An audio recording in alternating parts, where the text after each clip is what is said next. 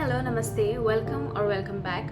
Well, KNB's initial round results are finally out. This is the first stage of the scholarship where the Dikti they select participants who are eligible for the next round based on their applications. And the next round is going to be university interviews, psychology test, and academic test. So in case you are one of the participants who received an email from the officials, then congratulations, and this video is for you, and I'm going to help you prepare a little bit and let you know of what to expect in the interviews and the psycho test. So stick with me. But before I start, let me give you a quick disclaimer that everything I share in this video is purely based on my experience, and in case these are not the same things or same questions that are going to be asked to you, then please don't blame me, because in the past few 2 years KNB has changed a lot, and maybe this will be the same process, maybe they will change their process of selection, so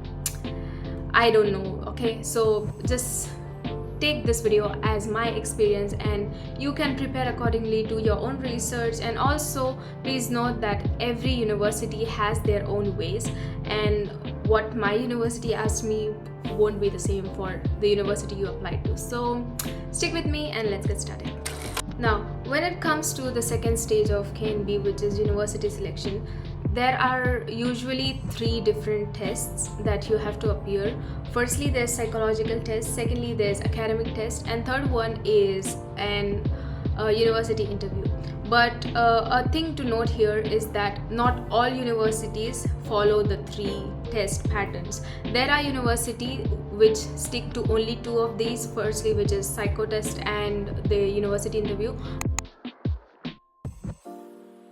But there are universities which take additional test, which is academic test. For my university, I only had to appear for a psychological test and interview, and also there was an aptitude test, so I'll describe about it later in the video. But there are universities which take academic tests which are related to your major. Let's say you applied for computer science or any engineering field, then the academic test is going to be related to your particular field, so it completely depends on your university. So my advice to you would be, maybe you can reach out to a previous scholar who might be studying in that university and ask them, like, bro or sister, what type of test did you give and what was asked. So it would be more safer and much better for you to prepare.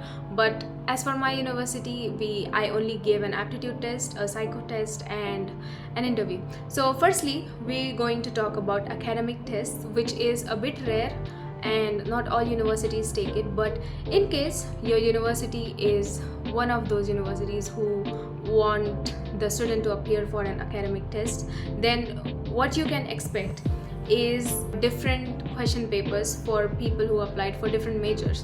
Let's say somebody applied for social sciences, then the questions that are going to be asked are based on that field, like related to current affairs and some United Nations. I'm not from that field, so I cannot really tell you what could be asked, but yeah, just overall be prepared to answer the questions related to your field.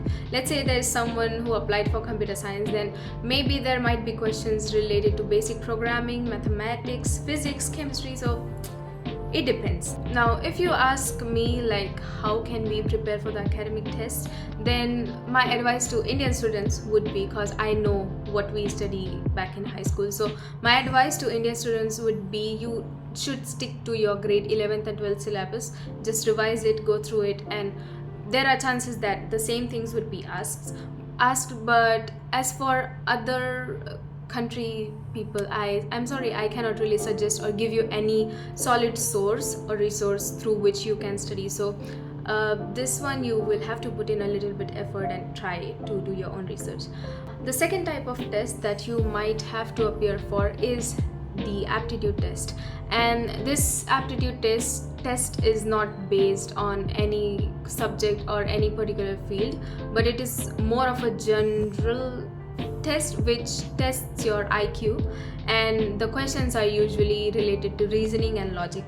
So if you just go to Google and type in aptitude tests, so you will see the type of questions that are being asked, and it's very easy to find the resources for this kind of test. And in the bio down, I will give you some websites through which I practiced. And yeah, aptitude tests are kind of simple. There are problems which are not that simple. As far as I remember, the aptitude test for my university, it had levels, and we had 5 different sections for the aptitude test, and with each section the level and the type of questions, they kept getting harder and harder. So prepare well. And the third type of test, which is also very important, is a psychological test. Well, for this test you don't really have to prepare anything. It's just questions related to you. They ask questions related to you, like what do you think of this, and what's your opinion on this, or if this was the situation, what would you do? So this is basically to test your character, for the university to know what type of person you are. One of a very unique thing that I was asked in my university psycho test was to draw a human and a tree, and some kind of analysis was done based on the drawings that I drew. I think it helps the psychologist to tell what type of person this girl might be. So yeah, that one was a psycho test. And the third one is the interview part, but I'll let you know in detail about the interview part later. But there's one question that I'm usually getting asked, which is that are all the tests conducted on the same day? For me, all these 3 tests were conducted on the same day. It was, I think it took 3 hours or so. The longest part was the interview because I had to wait for my chance. But yeah, the tests were all done on the same day. But maybe your university is different.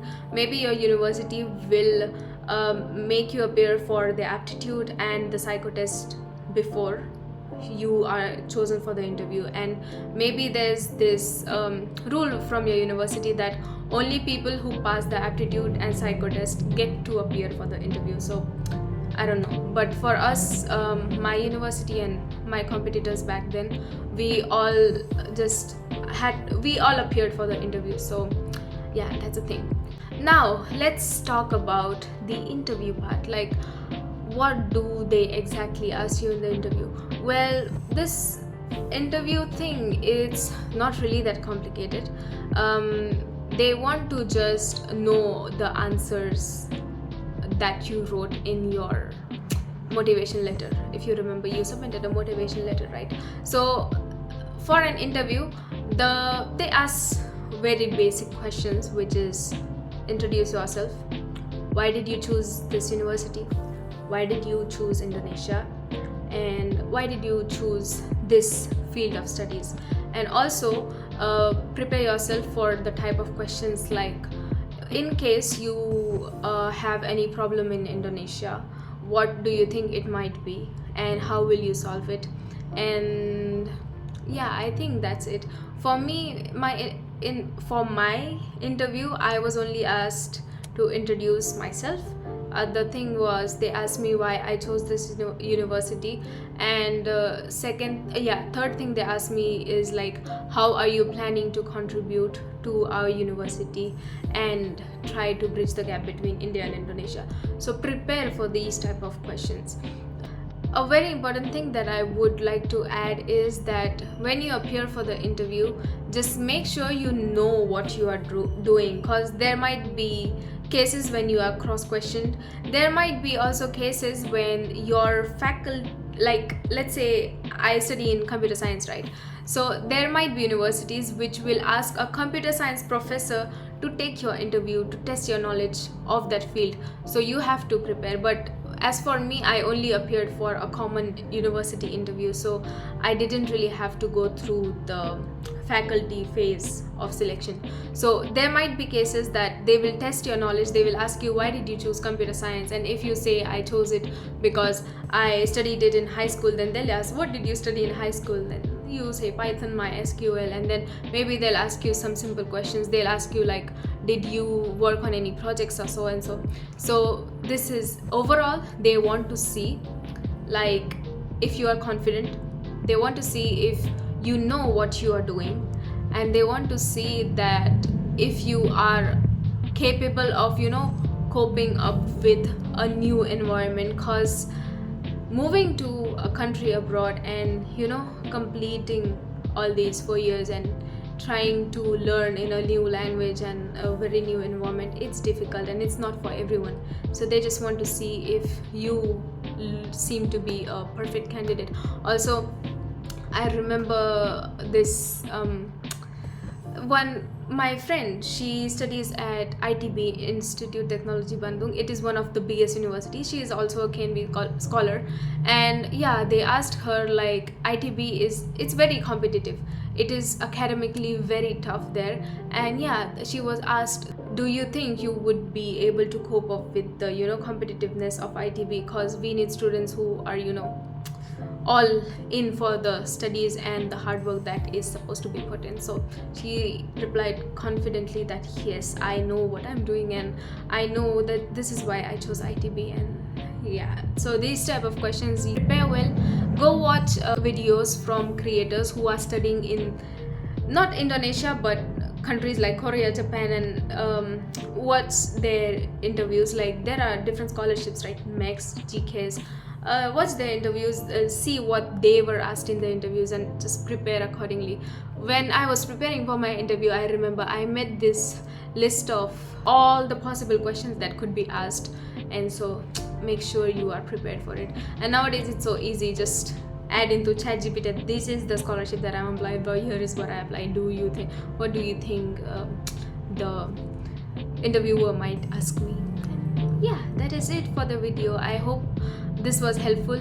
In case there is something else you want me to explain, just let me know in the comment section, and I will try to make a video, cause it is very difficult for me these days. There are a lot of things going on I need to manage, and so it's very difficult for me to make a video or just take out some time from the academics and the work that is going on. But don't worry, I'll try my best. And also, good luck for your interviews. I'm sure if you prepare well, put in the hard work, it always pays off. And yeah, that is it.